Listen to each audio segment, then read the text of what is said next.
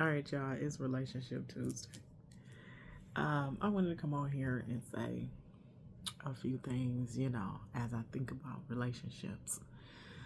First, I wanted to start by saying men like women for something different than what women like men for.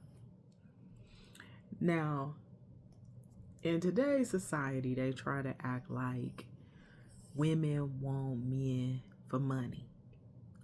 But we in a time where it's a lot of women making their own money. So the values of women regarding men has evolved. I'm not going to say changed, just evolved a tad. Meaning a mature woman who has her own and who's stable in life and educated or whatever, and some are just entrepreneurs and they just got their own thing going on. Yes, they look for a man for security, commitment, stability, protection, all of these things.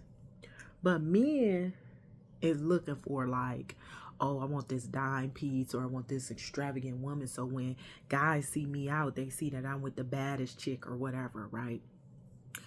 Now you have to remember, back in the day, women, our grandmothers and some of our mothers, they were with our fathers or married to a man where they built together.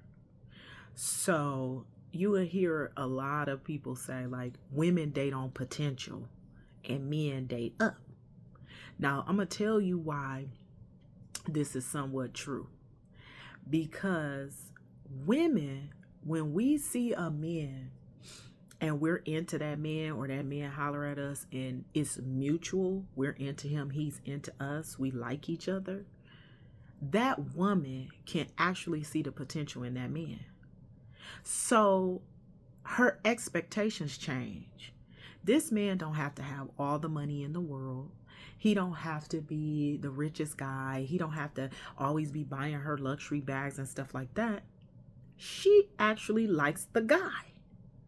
So she already can see, like, it's like women are visionaries and very discerning. So when we meet a guy that we're into, do you know we can see and like a map becomes clear of his potential and how he can achieve the success he needs to be a provider for her, the children, and the family? She can see that. She can see so clearly the steps and how she can continue to be a helpmate to him, where she fits in, and how her skill can be merged with his in order to help him excel to be the man she needs him to be, or that God has showed her he could be. When a real man meet a woman and he's not just judging her by looks, he understands what type of woman he wants in his house, raising his children and things like that. That's how it used to be. Men knew how to select wives. And they knew how to select wives based on everything I just said. So a lot of our grandmothers and things like that, they held down the house while our grandfathers went out. They worked, they helped feed the kids and different things like that. And the one or two things that they had that a lot of people struggle with these days is they had commitment, they had loyalty and respect. And these men had this for these women. I'm going to give you an example. Even if this man did step outside of the relationship or the marriage or whatever the case may be, because most still did back then, because they were men. I'm not saying that it's right or whatever. I'm just saying this is like a lot of people's reality. This man would not leave his wife to go take all of the things that him and his wife built and go give them to some other chick that didn't help him build it. They had loyalty and they had respect for the woman that helped them become the best version of themselves and who helped them acquire assets and wealth or whatever the case may be that they acquire together. And even if this man, after years or whatever, he finally leaves or goes start another family, a lot of times, even some of the women had the same loyalty and respect. They sometimes they wouldn't even remarry because their husband left them with all this stuff to help take care of the kids that they had and to protect the legacy. So they would, they might date or do whatever, but sometimes they never remarry. And then if they did, they would make sure that their assets and things like that were safe enough to pass down to the children that they had from their first marriage. And then they would ration out whatever they had for, their second marriage or whatever them and their second husband were able to acquire. They would utilize that. So you have to think about what that really means. These two people who probably faced more adversity, and especially as minorities and different things like that, to even acquire homes or raise their children together, and just all of the things as to which the world was in, back in the 60s and 70s and stuff like that, even the 50s.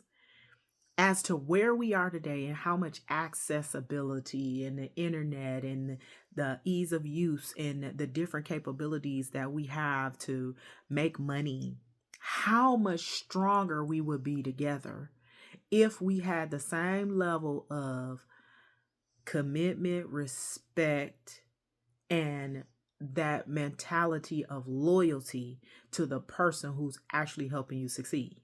In this day and age, women are less applicable to helping a man, or it's less appealing for a woman to say, okay, I'm gonna help build this dude, because a lot of these dudes don't have no problem leaving you where you stand, and they like, oh, okay, now I'm at this level, I can go get the girl that I really desire, and then I'm gonna be with her, and I'm gonna take all this stuff over here, and I don't even care about what you doing or what them kids got going on that you had with me, and even though you helped me build this. So women have started to experience this from men. So a lot of times women they don't want to be helping build no dude unless they are married, because they know that if I'm married to this dude, then we got to split this because we acquired this together. And if he go, I'm going to get half of what I need and he can get half of what he need and go live his life, because people lack respect, loyalty, and commitment. For the women like, well, I'm going to try to get with a man who already got something. Then I don't have to help him build anything. And then whatever we have together, we can continue to try to build it. Or you got some women out here who's just trying to get whatever they can get, based on the culture and a lot of the mentality. And so they lack loyalty and respect as well, and don't value commitment. So you got to think about it. If you meet a woman, you mutually like each other, you're supposed to be thinking about how can you utilize this woman? Where does she fit in your puzzle to be a helpmate to allow you to grow? And then what are you going to offer her in return? Which should be to provide, to protect, right? And to commit to her in some capacity to help her build the family and the legacy that you need from working together and having a family and being successful. So if this doesn't occur, then you have two people who are trying to independently build, who are putting more pressure, more stress. That's why people have more issues in general, mental health issues, physical wellness, all that has become such a priority, because by one independently trying to acquire the same things as their grandparents or parents alone is a heavy task. That's a heavy load. And so you have to think about, what is the opportunity cost for me being by myself, and am I with the right person, and how can I be more amicable to be able to collaborate and function with a counterpart. Yes, there will be conflict. Yes, there will be disagreements, but it's how you do it, how you respect each other, the loyalty and commitment that you have into the process in order to be successful and to have something and to build a life with each other that is conducive to your wellness, the wellness of your husband, the wellness of your wife, and the wellness of your children, and be able to pass on a legacy. That is how you build generational wealth. It is built in the family unit.